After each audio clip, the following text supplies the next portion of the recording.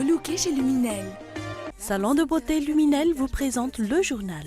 Luminel, osez être la plus belle.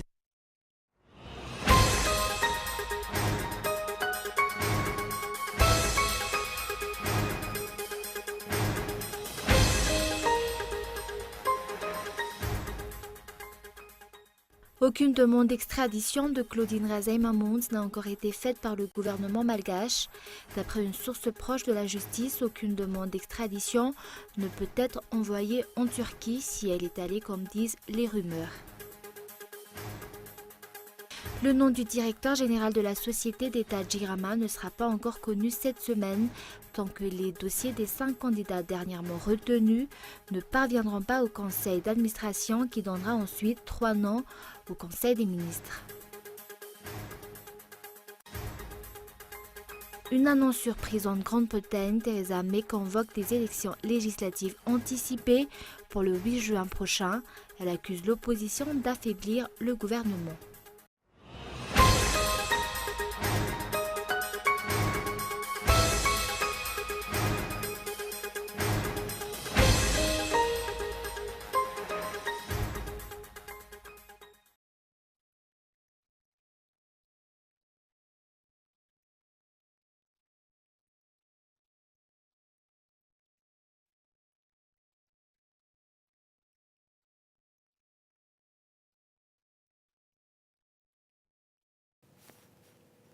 Bonsoir à tous et merci d'être fidèles à ce rendez-vous avec l'actualité en français sur Cool TV. À la une, aucune demande d'extradition de Claudine Razay-Mahmoud n'a encore été faite par le gouvernement malgache. D'après une source proche de la justice, aucune demande d'extradition ne peut être envoyée en Turquie si elle y est allée, comme disent les rumeurs. Reportage de Feyzo Rafale. Affaire Claudine Razay-Mahmoud, selon nos investigations, le gouvernement malgache n'a pas encore établi une demande d'extradition à son nom jusqu'à aujourd'hui afin de poursuivre les procédures judiciaires à son encontre. Aucune information n'a également été obtenue auprès du ministère de la Justice. Une source proche de la justice a cependant affirmé qu'aucune demande d'extradition ne serait possible si Claudine Razay-Mahmoud est en Turquie, comme le disent les rumeurs, car il n'y a pas de coopération judiciaire entre Madagascar et Turquie. J'ai entendu dernièrement qu'elle a rejoint ses enfants en Turquie. Si elle est vraiment en Turquie, aucune demande d'extradition n'est possible car il n'y a pas de coopération judiciaire entre Madagascar et la Turquie. Où se trouve alors Claudine Razay-Mahmoud? Aucune explication officielle de la part du chef de gouvernement et de la présidence de la République en tant que premier responsable n'a encore été faite. Rappelons que partis politiques, malgaches ou étrangers, ambassadeurs, syndicats des magistrats de Madagascar ont déjà réagi face à cette situation et exigent l'extradition de Claudine Razay-Mahmoud, conseillère spéciale du président de la République, afin de poursuivre les enquêtes ainsi que toutes les procédures judiciaires y afférentes. Rappelons également que le parti de l'opposition mauricien, MMM, désapprouve son séjour à l'île Maurice. Et actualité économique, le nom du directeur général de la société d'État Jirama ne sera pas encore connu cette semaine tant que les dossiers des 5 candidats dernièrement retenus ne parviendront pas au conseil d'administration qui donnera ensuite 3 noms au conseil des ministres. Reportage.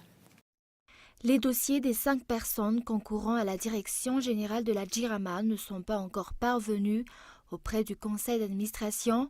Les noms des 3 personnes retenues par le conseil d'administration seront ensuite retransmis auprès du conseil des ministres pour désignation finale. Aucun délai n'est également prévu pour attendre les dossiers des 5 personnes retenues. Aucun rapport du cabinet en charge du recrutement n'a encore été communiqué jusqu'à ce jour. Pourtant, la crainte prend de l'ampleur du côté des employés. Ils craignent que futur numéro de la Jirama ne soit une personne qui ignore les arcanes de cette société d'État ou bien une personne à la solde des dirigeants et des sociétés fournisseurs de la Jirama. Quoi qu'il en soit, les observateurs de la vie publique estiment que le recrutement du nouveau directeur général de la Jirama n'atteigne pas les effets escomptés si le nouveau directeur général a les pieds et les mains liés. En effet, le redressement de la Jirama nécessite non seulement une personnalité apte, mais surtout une personnalité indépendante dans ses manœuvres. Le redressement de la JIRAMA doit impérativement passer par un audit des contrats passés par la JIRAMA et ses fournisseurs, mais également un changement de structure et au remplacement des agents qui n'ont pas apporté ces pierres à l'édifice de cette société d'État. Le futur directeur général aura-t-il l'indépendance suffisante pour accomplir ses missions? Mais également dans l'actualité de ce jour, la terre aux Malgaches est le droit fondamental de la population à l'information préalable sur tout projet d'investissement. Tel est l'intitulé du communiqué du collectif TAN qui réclame à la fois l'interdiction de vente de terrain aux sociétés à capitaux majoritairement étrangers et la transparence vis-à-vis du citoyen sur les contrats. Reportage. À travers un communiqué, le collectif TAN a soulevé 2 principes fondamentaux relatifs à la gestion des terres, l'interdiction de vente de terrain aux sociétés à capitaux majoritairement étrangers et la transparence vis-à-vis des citoyens sur les contrats. Le collectif TAN a rappelé que dans le passé, les lois malgaches ont toujours interdit la vente de terrain aux étrangers, mais la loi 2003-028 a entrouvert la possibilité de vente de terres aux étrangers investissant plus de 500 000 $ US. En outre, la transparence est nécessaire pour augmenter la probabilité d'une bonne gestion de terre, souligne le collectif TAN. Dès le début des négociations, l'information préalable du public sur les échanges en cours devrait être la règle. Ceci favorisera les malgaches dans le rapport de force et donnera l'opportunité de vérifier préalablement la fiabilité des investisseurs potentiels. Rendre public les contrats et ses différentes clauses diminuera également les risques d'abus et de tromperie. Quelques sujets ont retenu particulièrement l'attention du collectif TAN. La création de zones économiques spéciales dans diverses régions de Madagascar est envisagée et l'attribution de celle de Fort-Dauphin aux Mauriciens, un projet de loi sur les zones d'investissement agricole, est également en cours d'élaboration. Une première vague de ZIA d'environ 1000 hectares mise en place dans le Vakna Karaj avec le slogan « Zéro expulsion » se distingue par une contestation des communautés locales à cause des nombreuses annonces d'expulsion tout à fait contraires aux promesses. Le collectif TAN réitère avec force que, avant toute prise de décision, les projets importants engageant les Malgaches sur plusieurs générations doivent faire l'objet d'une transparence particulière de la part des dirigeants et d'un débat public impliquant tous les citoyens, car les conséquences à court et long terme peuvent provoquer des désastres sur la majorité des habitants déjà en difficulté. Une hausse incessante du prix du riz a été observée depuis le début de l'année. Malgré l'augmentation importante du volume d'importation, le prix du riz importé a aussi connu une hausse suivant le marché national de riz. Les importateurs et opérateurs sur cette filière ont une mainmise sur le marché du riz. Reportage de Lily Rabiat. Depuis le début de l'année, le riz s'est fait rare dans presque tous les marchés, aussi bien dans la capitale que dans les régions. Le cours national du riz local a été évalué à 1 900 ariages le kilo en raison de la sécheresse. Le ministre du Commerce a souligné à ce moment-là que les importateurs doivent augmenter 2 fois plus leurs importations pour subvenir aux besoins de la population. Vous en aviez peut-être entendu parler des réunions que nous menons avec les opérateurs. Nous avons effectué un atelier à Tuléar. Nous avons fait appel aux opérateurs d'augmenter les importations afin de remplir les 80% de la production qui manque.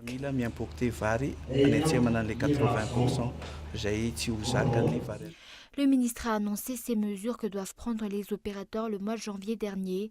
Les producteurs locaux n'ont réussi à fournir que 20% des productions annuelles. L'importation serait alors inévitable pour combler les besoins. Toutefois, le cours moyen du riz importé avoisine les 2 000 ariages le kilo, suivant le prix du riz local, ce qui ne devrait pas être le cas. Le ministère a une fois de plus annoncé une nécessité d'augmenter 2 fois plus le volume d'importation pour le second trimestre. Dans ce contexte, il est à noter que le prix du riz a été plus ferme en Pakistan, 344 $ la tonne en janvier et en février. Pour Thaïlande, la tonne était à 345 $ aussi bien en janvier qu'en février, à qui profite ainsi la hausse du prix du riz importé. Cette mesure a été prise au début pour pallier à la hausse du prix du riz local. Mais également dans l'actualité de ce jour, où vont les recettes générées par la confection des passeports biométriques à nous. Une question qui reste jusqu'ici sans réponse. L'on ignore le pourcentage versé dans le budget de l'État, mais également celui versé à la société congolaise chargée de la confection des 10 passeports biométriques. Reportage. Le journal Le Monde Afrique a révélé au grand jour un scandale sur la confection des passeports au Congo. Les investigations menées par les journalistes de ce journal ont mené la piste au clan Kabila. Le passeport au Congo coûte 185 $. Or, le gouvernement congolais ne recevait que 65 $ par passeport. Les 120 $ restants sont versés à un consortium. Et il a été dit qu'une partie des recettes s'évapore dans une société offshore détenue par un proche du président. Le Monde Afrique a affirmé qu'au cours des 20 dernières années, Semlex est devenu le principal fournisseur de pièces d'identité et de passeports pour de nombreux pays africains.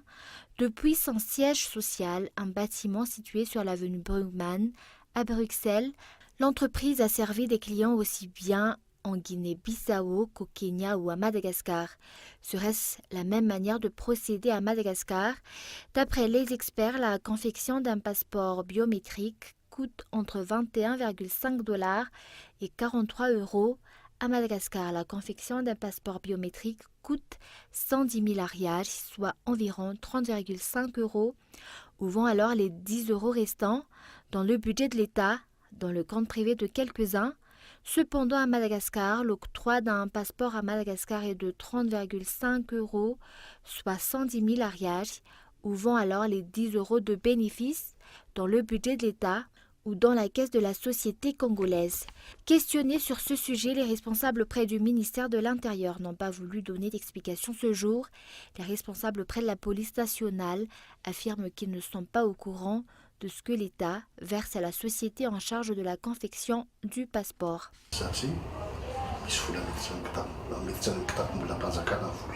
Les recettes générées rentrent dans le budget de l'État et c'est ce dernier qui prend en charge le partage, notamment pour la société qui fabrique ces passeports biométriques, puisque je rappelle que ce n'est pas l'État malagasy qui fabrique ces petits bouquins. On ne sait pas exactement combien l'État verse à cette société. Je ne peux rien vous dire sur cela. Tout reste inconnu. Quelle a été l'entente faite par l'État malagasy et la société ayant obtenu le marché de passeports biométriques?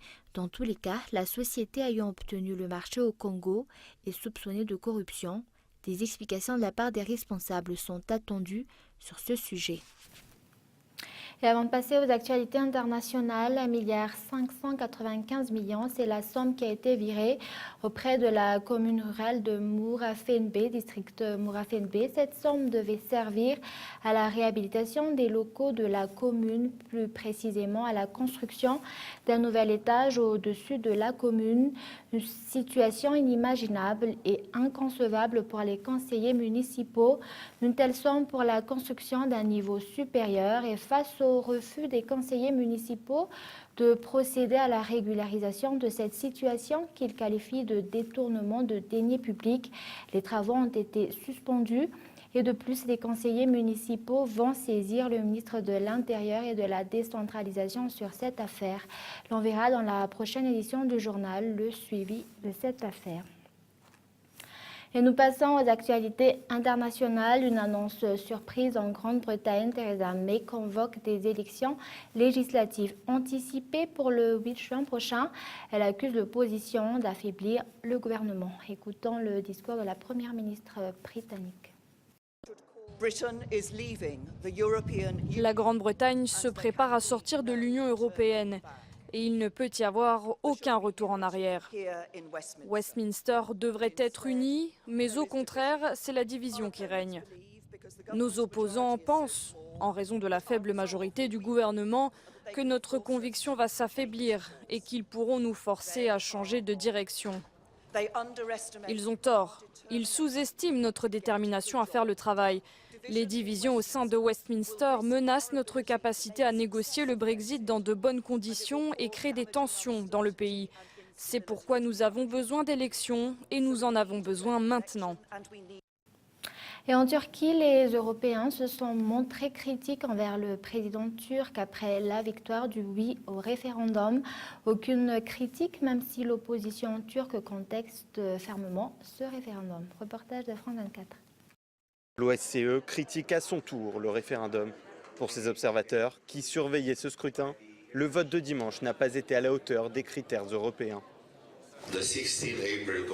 Le référendum constitutionnel du 16 avril s'est déroulé sur un terrain inégal.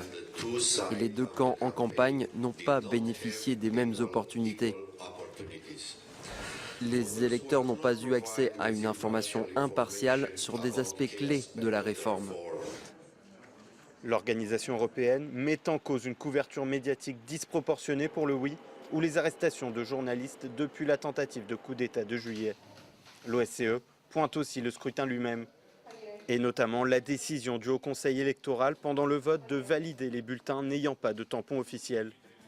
Devant ses partisans lundi, le président Erdogan a balayé les critiques des observateurs européens. Tout d'abord, restez à votre place. Nous ne regardons pas, n'écoutons pas, ni même ne tenons pas compte de tout rapport que vous pourriez préparer. Nous continuons notre chemin. Pour l'opposition, les changements de procédure pendant le scrutin ont concerné près de 3 millions d'électeurs. Elle appelle à une invalidation pure et simple de la consultation. Et avant de se quitter, je vous rappelle les grands points de ce journal.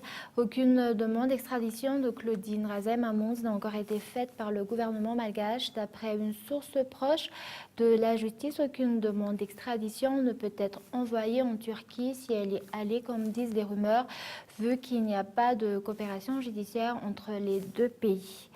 Et le nom du directeur général de la société d'État Djirama ne sera pas encore connu cette semaine tant que les dossiers des 5 candidats dernièrement retenus ne parviendront pas au conseil d'administration qui donnera ensuite 3 noms au conseil des ministres. Et voilà, c'est la fin de ce journal. Merci de votre fidélité.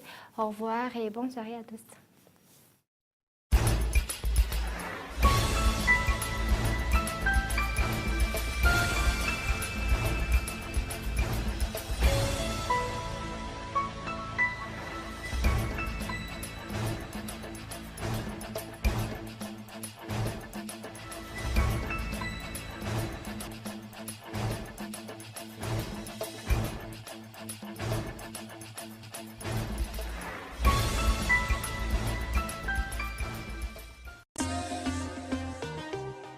Venez vous relooker chez Luminel. Le journal vous a été présenté par Salon de beauté Luminel. Luminel, osez être la plus belle.